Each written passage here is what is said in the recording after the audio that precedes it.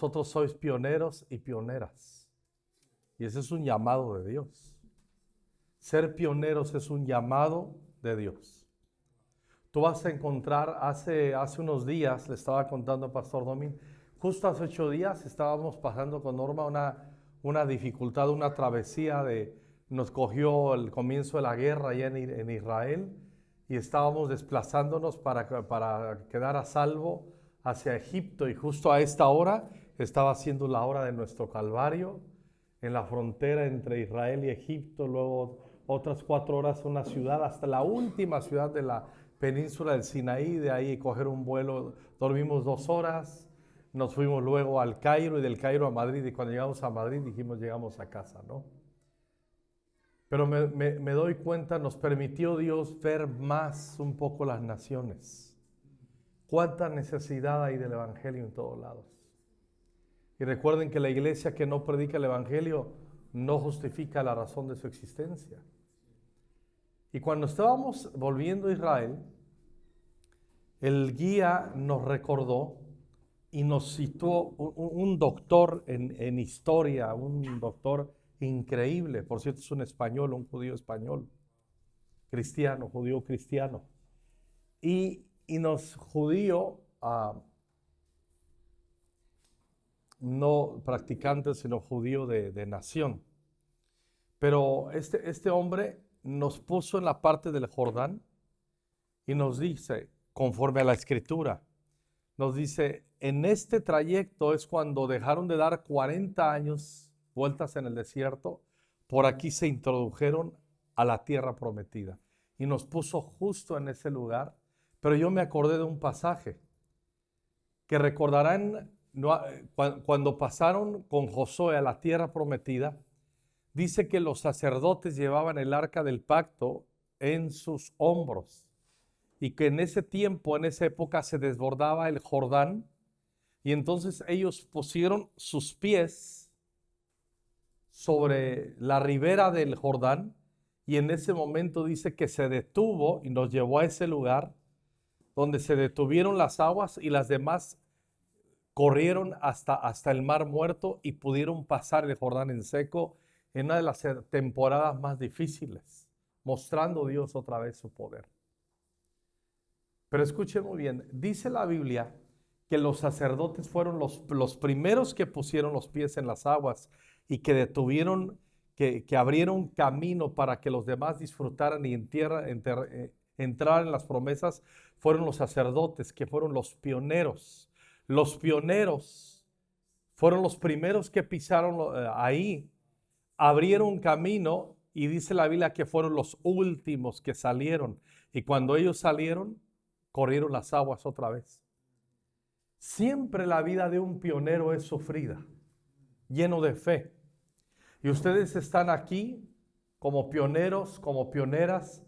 A lo mejor tú no tienes tanto en la fe, o ya tienes años en la fe y no estás, sientes que no estás lo suficientemente fuerte en tu fe. No importa, es tiempo de fortalecerte, porque el hecho que estás aquí, eres una pionera y eres un pionero. Y los pioneros son los que cargan el arca, son los que ponen los pies en el Jordán, se detienen las aguas, provocan que se ponga un camino seco para que los que vienen atrás disfruten y pasen a la promesa. Ese es el trabajo de los pioneros. Y es sufrido. El trabajo pionero es sufrido, pero merece la pena sufrirlo. Como dice el apóstol Pablo, yo sé que en mí opera la muerte, pero para que en ustedes opere la vida. Así que les felicito, nunca se rindan, no se desanimen, vean con los ojos de la fe como su pastor les ha desafiado y sigan adelante. Tú no lo sabes, hay una iglesia, conocen, Bernardo y Cintia vinieron por acá, no sé si lo recuerdan algunos de ustedes. Ellos por muchos años, por 13 años, tenían en su iglesia 14 personas. De repente avanzó a 20 personas y nosotros los visitábamos con Norma y ellos se sentían, no lo decían del todo, pero se sentían fracasados porque no veían un avance. Eran de las iglesias de la red que no veían un avance, y un día con una discreción hasta como que nos dejó ver, ¿ya para qué vienen? ¿Por qué confían en nosotros? Le digo, yo no confío tanto en ustedes como en el Señor. Yo les recordaba, ¿te di una promesa del Señor? Sí. Bueno, yo estoy confiando en la promesa que Dios te dio. Si tú te desanimas, yo no voy a confiar en ti. Si te animas, yo voy a seguir confiando en ti. Pero yo confío en la promesa que Dios te dio. Y yo colaboro en sociedad contigo sobre la promesa que Dios te dio. Si confío en ti, me voy a desilusionar. Si confías en mí, te vas a desilusionar. Hoy son la iglesia más grande de la ciudad y han abierto otras 3 iglesias y están abriendo un grupo en un local de este tamaño en San Diego, en California. Así es que lo que parecía que más propenso a estacionarse, sino que hasta morir, fructificó. Cuando entra el espíritu de resurrección a nuestras vidas, a tu vida, a tu matrimonio, a tu hogar, cambian las cosas, a nuestros cuerpos, cambia todo, completamente todo. ¿O no, Norma? Mi pobre Norma se está durmiendo. Duérmete, mi amor, ¿no? Tú me escuchas siempre mucho. Tú tienes derecho a dormirte. Voy rápido. Padre, en el nombre de Jesús, ayúdame. Espíritu Santo, gracias por tu palabra. Renuévanos en el nombre de Jesús. Amén. Comenzamos el jueves pasado hablando de liberación y vamos a culminar hablando de liberación. No están todos, pero se está grabando. Les envío un saludo y si está este audio, voy a tratar de ser práctico porque la meta es ser liberados, pero la meta es ser enseñados de cómo ayudar a otros a ser libres de ataduras y de espíritus. No quiero ni detenerme a dar un resumen de lo que hablé el jueves. Mejor escuchen, hagan notas, un resumen de lo del jueves. Solo les recuerdo Lucas capítulo 1, que Zacarías, el padre de Juan el Bautista, citó en Lucas 1, 70 y tantos. Dice, del juramento que Dios hizo a Abraham, nuestro padre, que nos había de conceder. ¿A quién le hizo el juramento? A Abraham. ¿Quién fue el que salió con las manos bendecidas? Nosotros. El juramento se le hizo a Abraham, nuestro padre, pero nosotros, hijos de Abraham por la fe, hijos de Dios a través de la fe, dice el juramento que le hizo a él, que a nosotros nos habría de conceder, de beneficiar. ¿Y cuál era el juramento? La bendición. Que librados de nuestros enemigos, sin temor, les serviríamos en santidad y en justicia todos los días de nuestra vida. La meta de la liberación obviamente es quedar libres, pero la meta es servir. La meta es estar avivados. La meta es ser bendición para otros. Hay mucha gente que quiere, Satanás no quiere que sean libres porque nos convertimos en una bendición y en una fuente. Satanás está muy contento en que nosotros vivamos permanentemente oprimidos o permanentemente soñando un día ser libres, sino que lo tenemos a la mano y al alcance en el nombre de Jesús y por el poder de la cruz. Entonces la meta de la liberación es para, dice, nos ha librado de nuestros enemigos para que sin temor les serviríamos. ¿De qué manera? En santidad, o sea, en pureza, en justicia, hablamos de cordura. Todos los días de nuestra vida, sin temor también.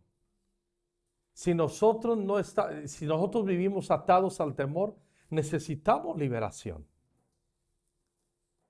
Hay gente que tiene miedo de morirse temprano. Hay gente que tiene miedo de mira, hay unos de no prosperar. No voy a prosperar, tengo miedo de no prosperar. Y los que prosperan tienen miedo que lo que han prosperado se les pierda de la mano. Por fin. Así es Satanás, trata de engañar. Entonces nosotros tenemos que entender que la liberación nos ayuda a madurar, nos ayuda a avanzar. Tantas cosas que decir, pero voy a ir muy rápido para ser práctico. ¿Está bien? Ya luego ustedes en un círculo, sus pastores se van a encargar, sus pastores son excelentes maestros de la palabra y van a ir abriendo más el panorama. Pero pongo el fundamento, avanzo con el fundamento de la liberación. En Lucas capítulo 8, versículo 26. Dice así, lo voy a leer en la versión 60. Y arribaron a la tierra de los Gadarenos, que está en la ribera opuesta a Galilea. Justamente lo vi hace unos días, vimos ahí esa tierra, andábamos ahí, andábamos en un barco en el mar de Galilea y le diga al guía, ¿dónde es donde se precipitaron los demonios con los cerdos? Dice, ahí en esa lomita. Bueno, ya lo vi, ya, y ya. Bueno, muy interesante. Arribaron a esa tierra, Jesús. Miren lo que dice el 27. Aquí comienza la garantía de una liberación. Léanlo conmigo, al llegar Él. Digan conmigo, al llegar Él. ¿A quién se refiere aquí? ¿A quién se refiere? A Jesús. Al llegar Él a tierra, habla de Jesús. Toda liberación comienza con la muestra de amor y misericordia de Jesús a nuestra vida. No somos libres por la mano del hombre, somos libres no por la política, no por nadie. Maldito el hombre que confía en el hombre. Somos libres por la mano del Señor. ¿Está bien? Al llegar a la tierra, vino a su encuentro un hombre de la ciudad. ¿Cómo venía? Como dice el 27, ¿cómo venía? Endemoniado. Voltea con el que está a tu lado y dile endemoniado. No, pero no le digas al endemoniado, no. Venía endemoniado, no. No, pero vieran a la Miriam acá con su marido, y le dijo endemoniado. No se trataba, bueno, seguimos. No, pero aprovechó se desahogó la pastora. Quiero que hagamos algo. Vamos a hacer un alto. Yo me quiero sentar con ustedes y vamos a hacer un círculo. ¿Vale? Cojan su silla, ayúdense y vamos a hacer un círculo y yo me quiero sentar con vosotros acá. Al llegar a la tierra, vino a su encuentro un hombre de la ciudad que estaba endemoniado. Desde hacía mucho tiempo y no vestía ropa. Vamos a estudiar un poco las características de cómo se ve alguien que pudiera estar atado por espíritu. Y cómo se ve el corazón y la vida de alguien que queda libre. Vamos a ver las dos fotografías.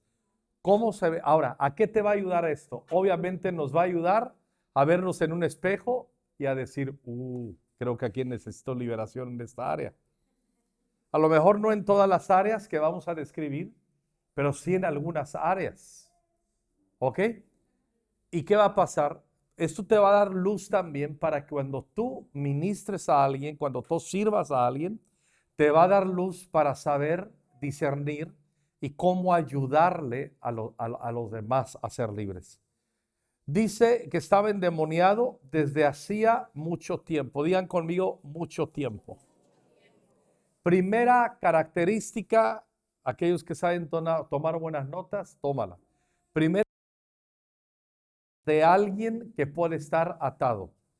Vive desde hace mucho tiempo en una condición ajena a la buena imagen de Dios con la que hemos sido creados. O sea, hemos sido creados a imagen y semejanza de Dios. Los teólogos antiguos le llamaban el imago Dei. Todo aquello que deteriore y que socave y pisotee nuestra virtud, eso no es normal. Eso no es normal. Dice que estaba así desde hacía mucho tiempo. A veces me han preguntado y contesto, aunque no me preguntes, a lo mejor te has cuestionado, ¿cómo yo sé si estoy atado? ¿Cómo se ve? Si hay cosas que tú sabes en tu conciencia o que te marca la palabra de Dios, que no deben de estar en tu vida, en mi vida, que no deben de estar en nosotros, pero que es una constante que no puedo romper, que no puedo echar de mi vida, y eso es desde hace mucho tiempo. Cuando hay un patrón que no puedo romper, eso se llama atadura. Hay veces que nosotros queremos dejar ciertas manías, ciertos pecados, ciertas prácticas que no glorifican a Dios, que no alegran nuestro corazón y que perturban el ambiente familiar o el ambiente laboral o el ambiente eclesial. todo eso son espíritus. Y si se va prolongando por mucho tiempo, eso no es normal. Eso no es normal. Vamos a poner un ejemplo bíblico. Ya luego buscan los pasajes como se me vienen. Dice la Biblia que había una mujer que había estado enferma por mucho tiempo, 18 años de flujo de sangre. Y dice, y antes había ido a todos los médicos y gastó todo lo que tenía yendo a médicos, y dice en Lucas, y antes le iba peor. Explíquenme eso. Eso no es normal. Los hombres no sabemos de esas cosas, pero imagínense ustedes, mujeres que saben de esto, 18 años con flujo de sangre. Esa mujer estaba desesperada, esa mujer estaba anémica. Si esa mujer estaba casada, probablemente si tenía un marido que la repudiara porque no estaba con él como esposos. O sea, esa mujer de veras que sufría. Y agrégale esto, que el dinero que había ganado de su trabajo se lo había gastado todo. ¿Es una condición normal de alguien? ¿Eso es el reino de Dios en alguien? No. Pero dice que tocó a Jesús y quedó sana. Entonces, cuando llega a Jesús somos libres, y puse un ejemplo de alguien que por mucho tiempo había estado atada y el Señor le dio liberación. Cosas que nos tienen atados como un patrón permanente, necesitamos liberación. Haz un inventario en tu conciencia, en tu corazón. Cada quien nos conocemos. Segundo, y no vestía ropa. Aquí voy a dar dos perspectivas y dos vertientes, ¿ok? No vestir ropa. Número uno, y voy rápido. Cuando tú ves a alguien que es sensual en su manera de vestir, no es normal. Yo no me voy a meter en el rollo imagínense que les dijera, las mujeres que se ponen pantalón son del diablo, perversas. No, esas son tonterías, extremismos, y eso es muy feíto y muy malo. No. Pero yo hablo cuando tú ves a hombres seductores o mujeres con espíritu de sensualidad, eso no es normal. Eso no es normal. ¿Sí? Tú puedes vestirte elegante, lindo, linda, y ya. Pero hay gente que necesita que estar enseñando de más, porque así ganan la aceptación y la aprobación de los demás, porque hay un espíritu de rechazo. O hay un espíritu de rechazo o hay un espíritu de exhibicionismo. Entonces, no vestía ropa, eso no es normal. Por favor, no vamos a juzgar, no estoy promoviendo traer juicios sobre las personas que no conocen al Señor. No vamos a llegar, yo aprendí en la iglesia que usted que no se tapa y que anda enseñando de más, usted trae un demonio, arrepiéntase. Pues no vamos a ganarlos para el Señor. Pero obviamente, yo recuerdo y hacemos una broma con una de las pastoras de una de las iglesias de la red. No sé si conoces a Toño y a Ale de Jalatlaco. No sé si los recuerdas. Bueno, ella llegó a la iglesia siendo una jovencita. Pero era imposible. Nadie se quería poner cerca de ella de hombres en la adoración, porque no podían adorar. ¿Me entienden lo que les digo? Y ella un día terminó en una liberación, salió un espíritu de sensualidad de ella, y ella, sin tenerle que darle lecciones de nada, entendió la decencia. No se fue al extremo. Yo no hablo de la secta de las hermanas de falda larga y de la secta que levanta la mano y ¡pah!, los pelos ahí. No hablo de la secta de la pata peluda. No, yo no estoy hablando que eso es santidad. ¿Me explico? Pero de hecho, a lo contrario, tenemos que yo veo aquí todos están regulados. No noto aquí, y lo digo con sinceridad, ni un espíritu de sensualidad aquí en nadie. Y si lo llegan a ver en nadie, no lo juzguen. Estoy dándoles pistas de cómo discernir para luego cómo ayudar. Por cierto, nunca ayudamos a alguien a ser libre cuando comenzamos con espíritu de juicio, sino con discernimiento y misericordia. ¿Ok? ¿Estoy claro en ello? 2, cuando dice que no vestía ropa, también hay personas en lo espiritual. No vestir ropa es que no se sienten cubiertos por el amor de Dios. Alguien quiero que lea Colosenses 3:12. Vamos a participar todos. Que lo encuentre primero, lo lee. Aquí vamos a participar todos. 3:12.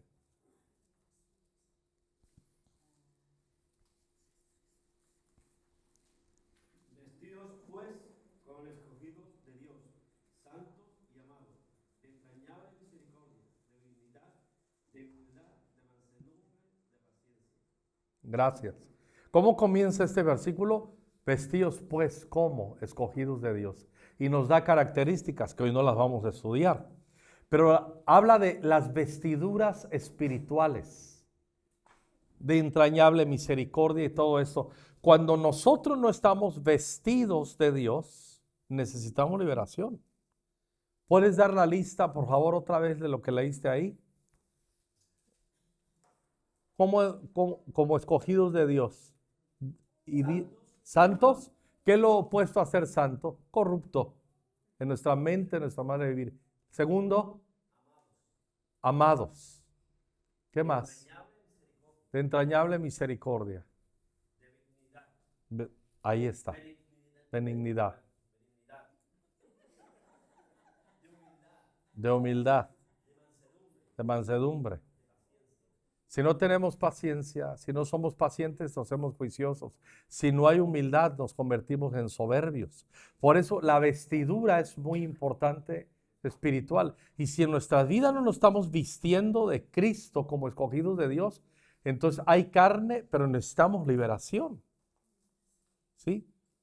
No se puede desarrollar escuchen bien, un buen matrimonio sin estar vestidos con las vestiduras de Colosenses 3:12. Imposible, imposible.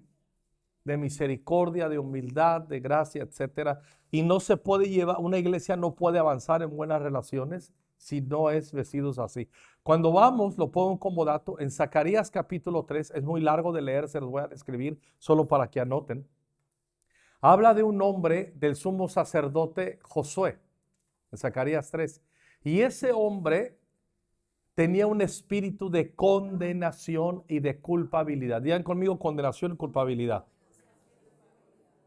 Estaba él en un espíritu de condenación que Satanás le estaba carcomiendo la mente y la conciencia. Se sentía destruido porque dice que Satanás estaba para acusarlo. Y el intercesor, ahí aparece el ángel de Jehová, que es Jesús, le dice a Satanás, te reprenda. Reprende a Satanás y lo libera porque dice, quítenle las vestiduras sucias y póngale un vestido nuevo y póngale una mitra, un gorro nuevo en su cabeza. Y luego le dice, te daré lugar, te voy a enseñar a que tengas parte y hacer una bendición para los demás. Pero ¿a dónde quiero llegar? No me puedo ampliar en esto. Dije que iba a ser rápido. Escuchen bien, ese hombre por 15 años había estado sumido en una depresión. ¿Por qué? Porque Dios le había enviado junto con Zorobabel, su colega, a levantar el segundo templo después de la deportación. Cuando acabaron los 70 años de cautiverio en Babilonia, vinieron Zorobabel y Josué como cabezas para que lograran levantar el templo. Pero los intimidaron los enemigos y por 15 años estuvieron ociosos, estuvieron sin hacer nada y él lo fue carcomiendo la culpabilidad porque no era eficaz, porque no fue culpable, porque se tiró al pretexto y no hizo la obra que Dios le pidió hacer. Y entró en un espíritu de condenación y apareció el ángel intercesor del Señor y sacó ese espíritu y escuchen bien, y dice, mira, le dice el ángel, yo te he limpiado de tu pecado y he quitado tus vestiduras sucias. No adulteró, no fornicó, no hizo brujerías, no hizo hechicerías. Su pecado es que no hizo lo que Dios le pidió hacer. Se volvió alguien lleno de pretextos, de holgazán, y entró, abrió las puertas al espíritu de culpabilidad y de depresión. Por eso la depresión viene cuando nos sentimos frustrados, acusados por Satanás, que no estamos dando la talla. Hay muchas mujeres que se sienten deprimidas porque sienten que no son buenas madres o buenas esposas. O porque decían, yo cuando era más joven, yo era más guapa, yo tenía unos kilos menos, y se comienzan a deprimir y a verse en el espejo y se acusan y no tengo dominio propio y empiezan un montón de tonterías. Hombres igual. A los hombres nos deprimimos cuando va pasando el tiempo y no sentimos que logramos lo que debíamos de lograr, de ser proveedores para nuestra casa. La mayoría de las mujeres se deprimen por lo que dije, si no se descuidan, y los hombres nos deprimimos por no ser productivos y por no cubrir nuestra casa. Y entra un espíritu de acusación y de ahí viene la depresión. Los hombres no hablamos de esas cosas.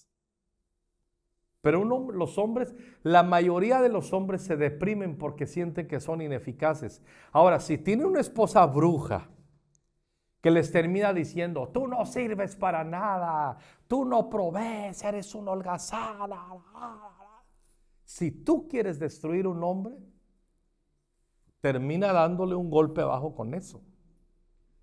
Entonces les ayuda lo que les digo. Esas cosas, cuando ministramos liberación, hay que ir a fondo. Porque las vestiduras ahí estaban sucias, pero no por un pecado de fornicación o de brujería u otro pecado. Estaban sucias porque estaba deprimido y bajo un espíritu de culpabilidad. ¿Voy bien hasta aquí? ¿Voy bien? Ok, más bien, ¿me estoy explicando? ¿Están conmigo? Pues sonrían un poco porque tienen cara que necesitan liberación. Otro comentario en cuanto a vestiduras. ¿Se acuerdan de la reina Esther?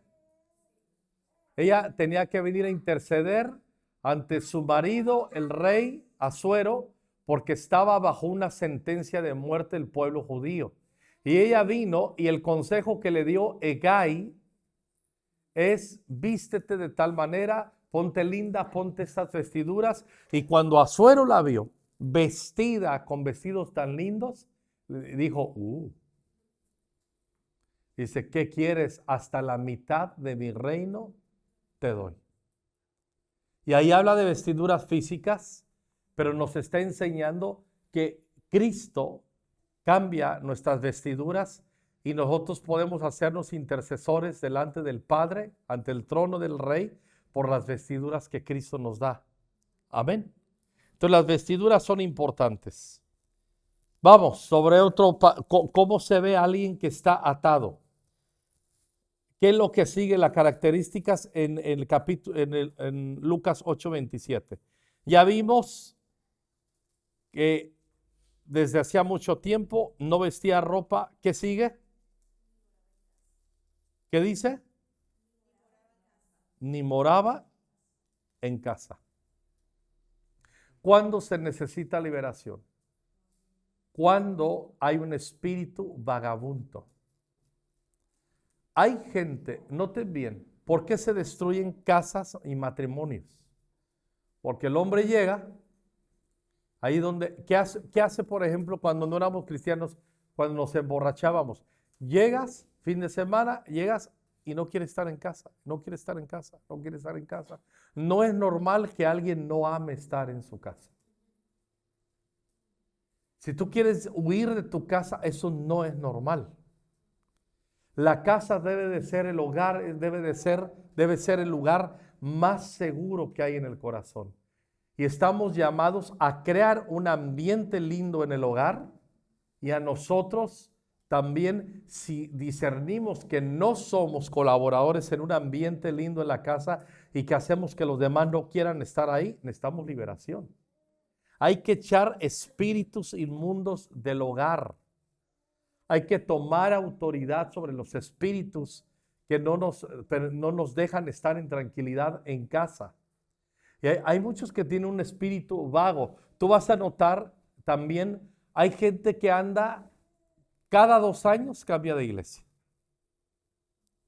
Aquí, allá y aquí. Y ahora no me siento a gusto y me voy para allá. Ahora no me siento. Son los vagabundos. No saben, un vagabundo no sabe echar raíces. No sabe echar raíces. Ni moraba en casa.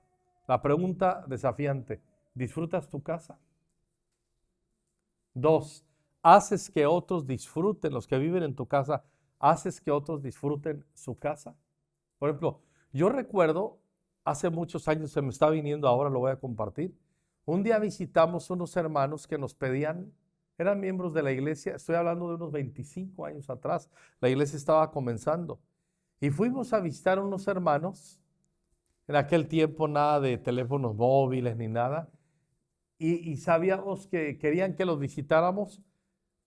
Íbamos pasando por esa casa, Norma y yo, tocamos a la casa de los hermanos, nos recibieron con mucho gusto, pero cuando entramos a esa casa, escuchen bien, apestaba horrible. Era un espíritu de inmundicia.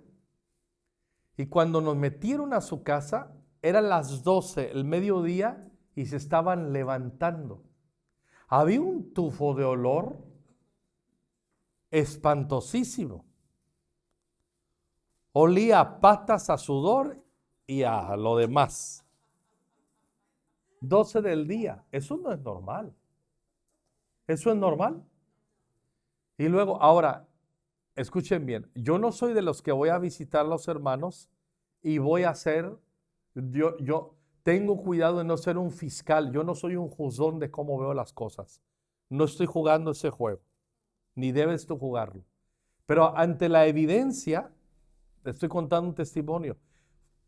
Me salí de la casa, me fui al patio y había una, ¿cómo le llaman? Una tina.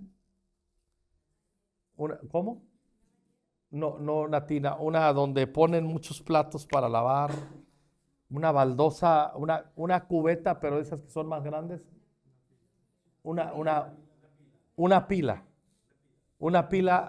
de aluminio ahí. Escuchen bien, fácil habían trastos ahí que tendrían más de una semana remojándose sin lavar.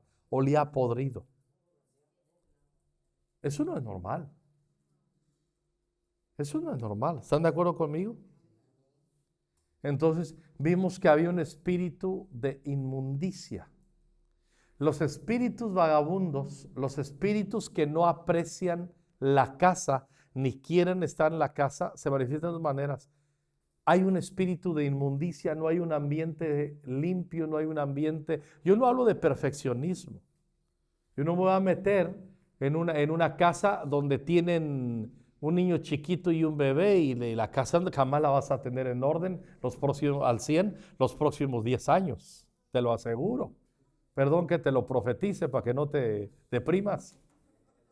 Pero me explico, una cosa es una y otra cosa es otra. No sé si estoy balanceando el tema.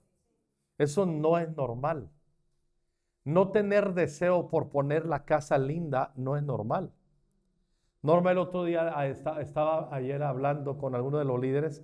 Cuando nosotros llegamos a la ciudad, ahora donde pastoreamos, era una ciudad donde Norma le tuvo que enseñar a las mujeres que sí se podían bañar y lavar todos los días. Venían en una cultura que se bañaban cada 4 días, cada 5 días, y aquello era terrible. Aquello era terrible. Y Norma les enseñó a ponerse lindas, a bañarse, a vestirse. Me explico, es parte del reino de Dios. Entonces, hay espíritus, los espíritus vagabundos no hacen que estés a gusto en casa, ni hace que tú hagas sentir a gusto a otros en casa, y hace también que en tu casa no te dé gusto y tengas gozo porque esté lindo. Estoy hablando cosas prácticas. Avanzamos. No quiero crear condenación. Tú dices, ay, dejé la casa un poco tirada. Es domingo.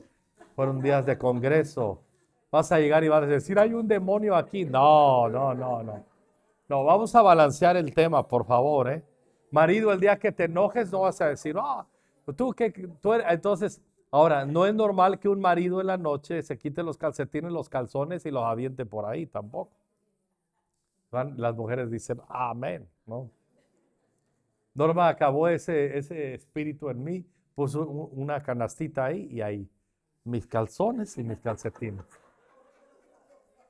Sí, si no, los aventaba y en el ventilador dando vueltas, ¿no? Aventaba los calzones con la raja de canela, iba a ir si eran blancos, Padre Santo. Sí, alguien entendió la revelación, ¿no? Vamos a reírnos un poco.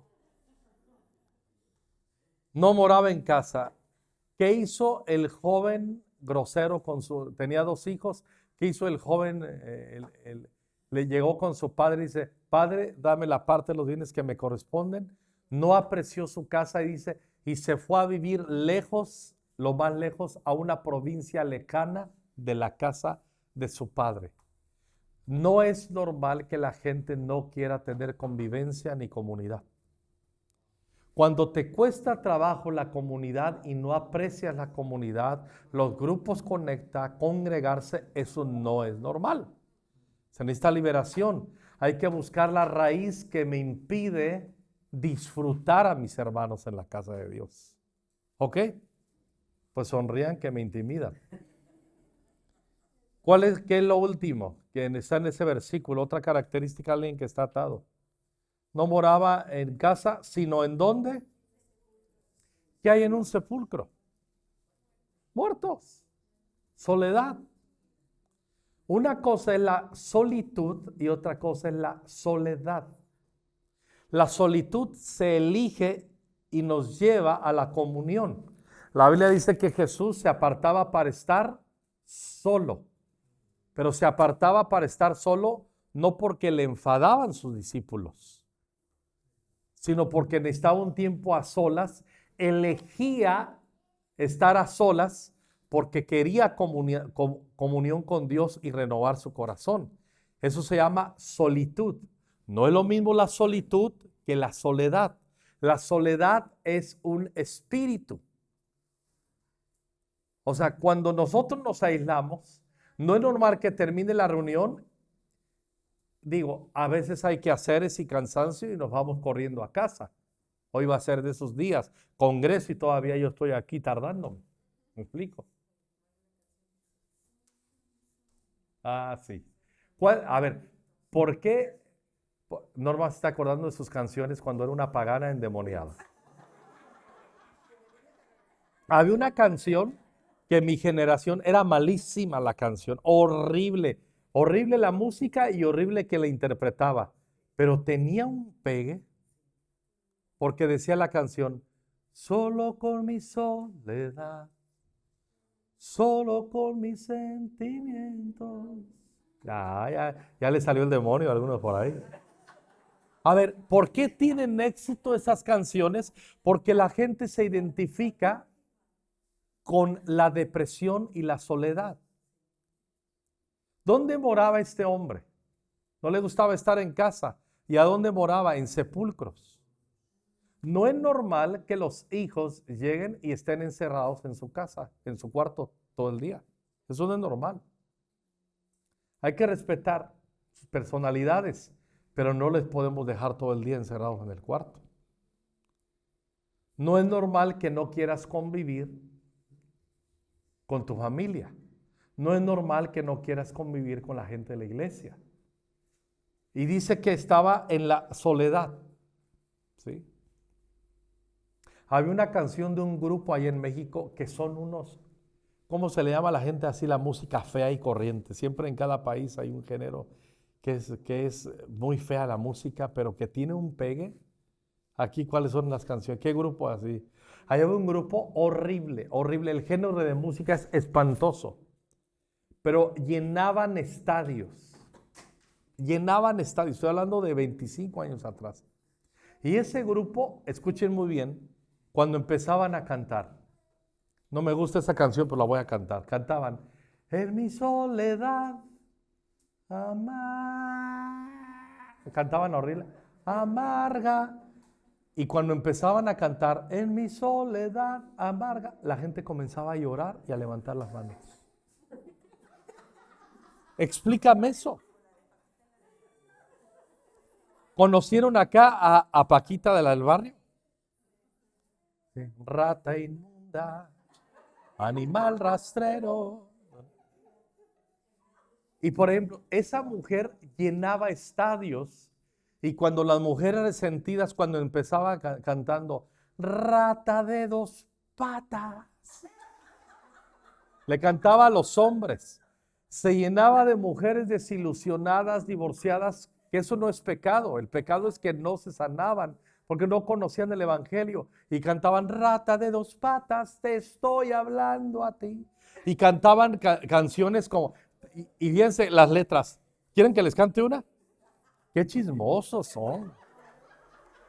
Y escuchen bien, la Paquita, la del barrio, escúchenme bien, llenaba foros, arenas y estadios de mujeres. Sí, las canciones terribles, las letras terribles que hablaban de soledad y de fracaso. Y esa mujer cantaba, 3 veces te engañé, 3 veces te engañé, 3 veces te engañé. Le está cantando al que era su pareja. La primera por coraje, la segunda por venganza y la tercera por placer. O sea, la letra no está muy santa que digamos. ¿Me explico? A ver, nos da risa y todo eso, yo me río también. ¿Es normal que se llenaran estadios para cantar esa amargura? No. Pero ¿quién canta y quién se identifica con esas canciones? La gente que vive espiritualmente en sepulcros. También alguien que vive en sepulcros es que vive en la apariencia. Marcos 7, hipocresía, sepulcros blanqueados con la careta. Hay mucha gente que es linda por fuera, pero por dentro se está muriendo. Son sepulcros blanqueados. Unos hipócritas, otros en depresión y todo eso. Y eso no es la voluntad de Dios. Ya me tardé muchísimo. Ya me quedan 5 minutos. ¿O cuánto me queda? Ok. Al ver a Jesús, versículo 28, lanzó un grito. No es normal la gritería o pedirnos todo a gritos o siempre contestar con gritos. Amor, ¿qué quieres?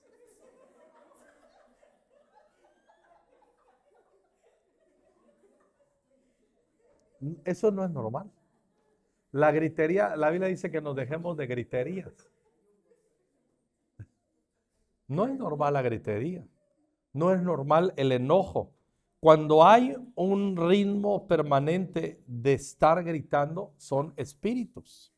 Dice, y postrándose a sus pies a gran voz, aquí viene una característica de otra de los corazones tan endemoniados. ¿Qué tienes conmigo, Jesús, Hijo del Altísimo? Te ruego que no me atormentes. Espérame. Jesús cuando llega no viene a atormentar, viene a amar y a liberar. Él está diciendo, no me atormentes, está hablando el endemoniado.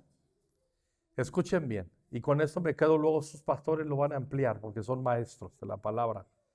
Cuando yo tengo, escuchen bien esto, cuando tengo una distorsión teológica y real de quién es Jesús y pienso que Él no me ama, sino que me quiere fastidiar, me quiere molestar, cuando tengo vergüenza de acercarme a su trono de gracia porque siento que Él va a ver que estoy fallando aquí y no soy digno de Él y no soy digno.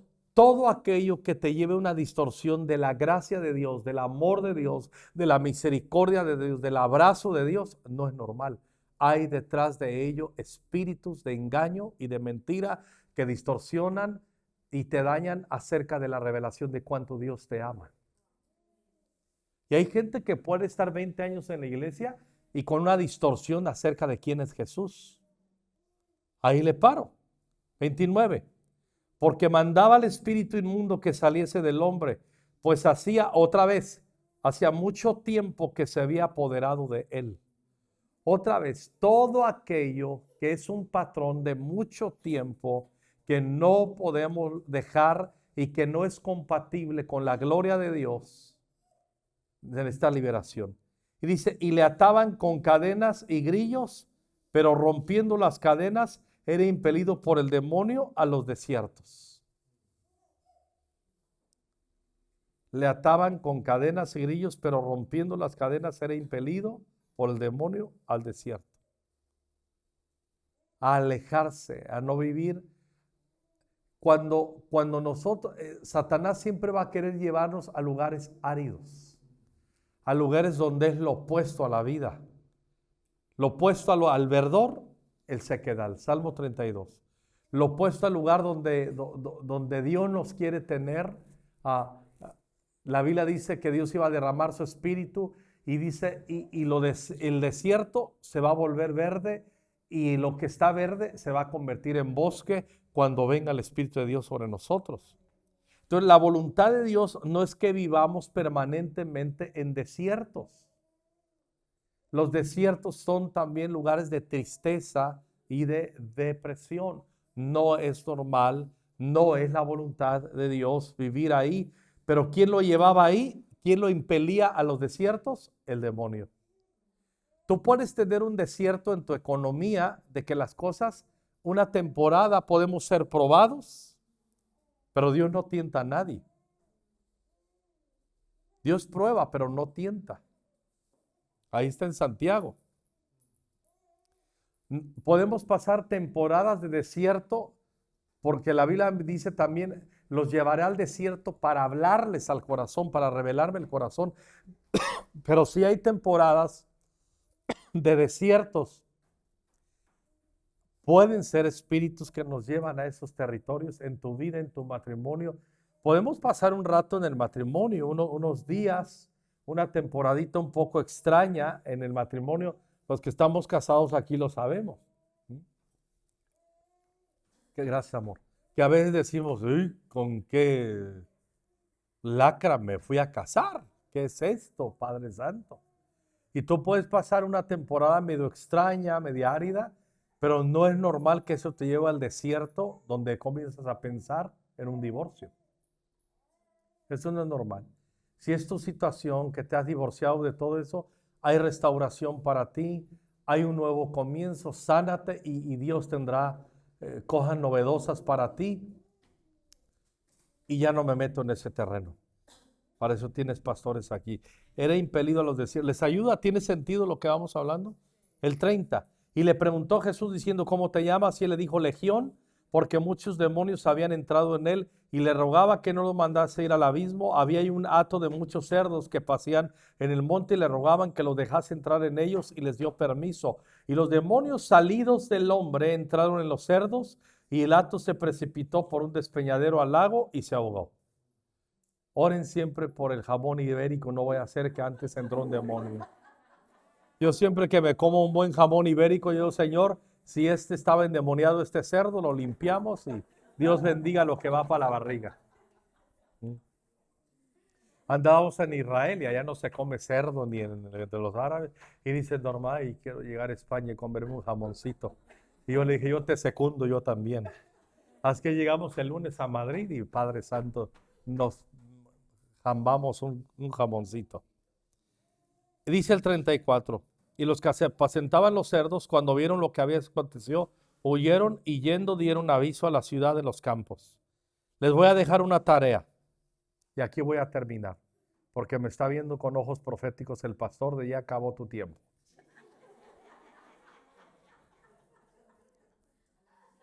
Dice, y salieron a ver lo que había sucedido, y vinieron a Jesús y hallaron al hombre de quien habían salido los demonios. Características de alguien que está libre, sentado a los pies de Jesús. Ya vimos características que nos dan características de alguien que está atado. Estoy seguro que algunos nos identificamos, uy, por aquí necesito liberación. Pero cuando estamos libres, ¿qué estamos haciendo ahora? Estamos sentados a los pies de la palabra del Señor. Estamos sentados a los pies de Jesús. Cuando estamos libres, queremos sentarnos a los pies de Jesús como María, ¿se acuerdan? Nos hacemos discípulos. Un discípulo se sienta a los pies de Jesús, escucha del maestro, sale y pone por obra lo que escuchó, lo que aprendió. Primer característica, sentado a los pies de Jesús. Número 2, ¿qué dice el 35? Vestido. Segunda característica, ya leímos Colosenses 3:12, vestidos como escogidos de Dios, de misericordia, de entrañable misericordia. Tenemos vestiduras nuevas como ese muchacho que regresó arrepentido y el padre le dijo, denle vestiduras nuevas. Hay una vestidura nueva para mí, para ti. Si hemos fallado, hay una vestidura nueva para ti, para mí. Cuando somos liberados, somos revestidos de Dios. Por eso no puedes vivir en la culpa y decir, Padre, ya no soy digno de ser llamado tu hijo, hazme como un jornalero.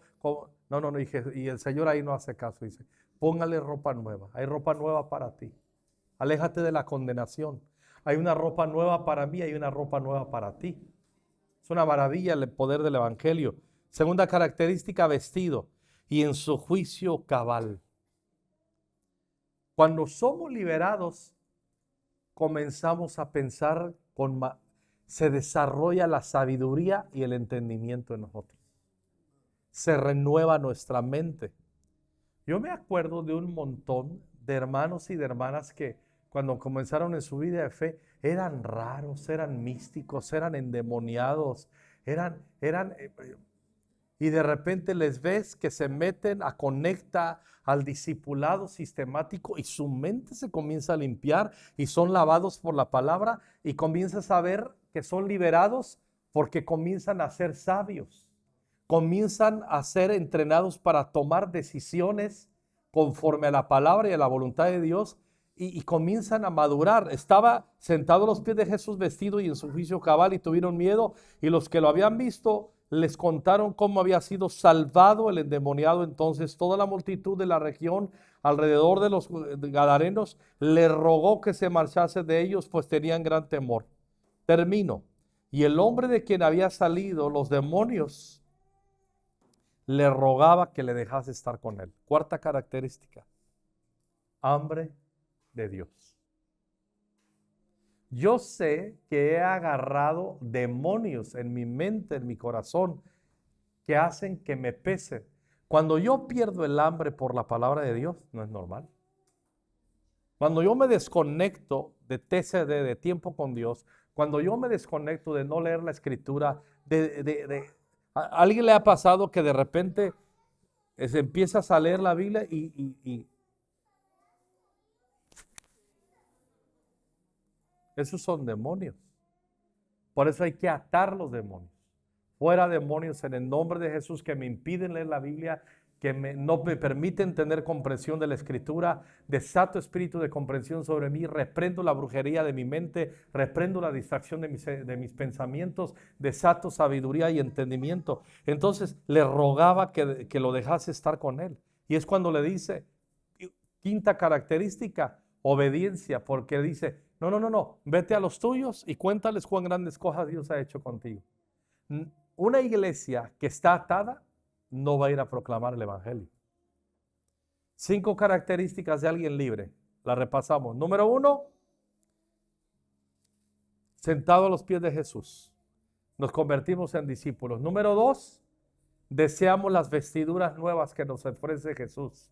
Número 3, comenzamos a ser más sabios y más inteligentes, menos burros en nuestras decisiones. Nos hacemos sabios.